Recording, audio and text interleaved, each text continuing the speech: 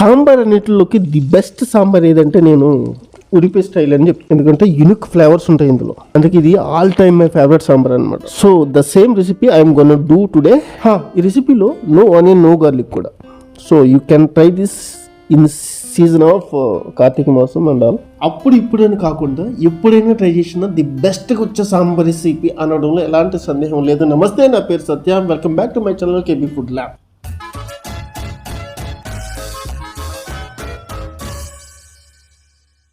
So రెసిపీలో వచ్చేస్తే ఇక్కడ బేసిక్గా ఉడిపి స్టైల్లో నువ్వుల నూనె వాడతారు, నేను అదే వాడుతాను. మీరు కావాలంటే ఏ నూనె వాడచ్చు మీ ఇష్ట ప్రకారం. బేసిక్గా అక్కడ ఏం చేస్తారంటే ఫస్ట్ వాటర్లో వెజిటబుల్స్ని ఉడికిస్తారు. నేను ఆ స్టైల్లో చేస్తే నా స్పెషాలిటీ ఏముంది, కేబీ ఫుడ్ ల్యాబ్ స్పెషాలిటీ ఏముంది. సో ఆయిల్లో కొంచెం జీలకర్ర వేసి హార్డ్ వెజిటబుల్స్ అయినటువంటి ములక్కాడ, గుమ్మడికాయ, క్యారెట్స్, అలాగే బీన్స్ వేస్తే వీటి టెక్చర్ చాలా గట్టిగా ఉంటుంది కాబట్టి ఎక్కువ టైం తీసుకోవడానికి, కుక్ అవ్వడానికి. అలాగే ఆయిల్లో వీటి ఫ్లేవర్స్ అనేవి దిగుతాయి. That's the main concentration of mind. Salt కూరగాయలను తొందరగా ఉడికించడానికి ఉపయోగపడుతుంది అనమాట. ఈ కూరగాయల మగ్గిలోపు ఈ సాంబార్లో పచ్చి మసాలా ముద్ద ఒకటి చేస్తారు, అది చేద్దాం.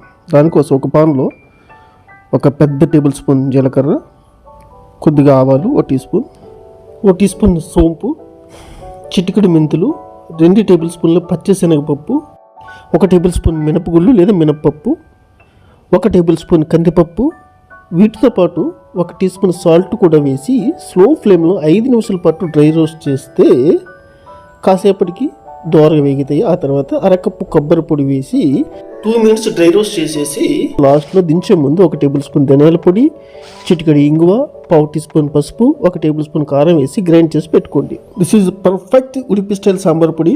ఈ విధంగా చేసి పెట్టుకుంటే కనీసం 2 నెలలు గ్యారంటీగా నిల్వ ఉంటుంది.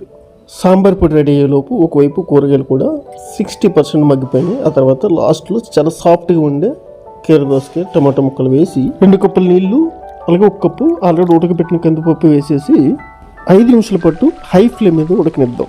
ఛత్రపతి శివాజీ మహారాష్ట్రను రూలింగ్ చేసే టైంలోనే తమిళనాడులోని తంజావూరుకు రూలింగ్ చేసేవారు. ఆయన పెద్ద కొడుకు సాంబాజీ అని ఆయన తంజావూరు వచ్చినప్పుడు మహారాష్ట్రలో ఆయన ఎక్కువగా ఇష్టపడి ఆమ్టీ అనే పప్పు వండుకొని తినాలనిపించింది. కానీ ఒరిజినల్ గా ఆమ్టీ వంటకంలో వాడే కోకం, గోడా మసాలా ఇక్కడ దొరకదనమాట.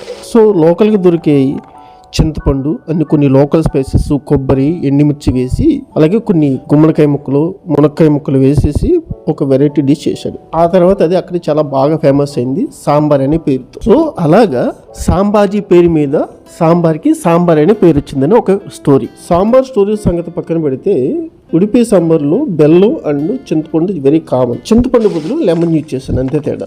నేను ఇక్కడ ఉల్లిపాయ ముక్కలు కూడా వాడాను స్టార్టింగ్లో, ఎందుకంటే మనకి ఉల్లిపాయలు ఇష్టపడతాం కాబట్టి నేను ఉల్లిపాయలు వాడా. లేదంటే ఉల్లిపాయలు కూడా స్కిప్ చేసేవచ్చు యాజ్ ఇట్ ఈజ్ గా ఉడిపి స్టైల్ సాంబార్ చేయాలంటే. Finally I made it Udupi style authentic sambar.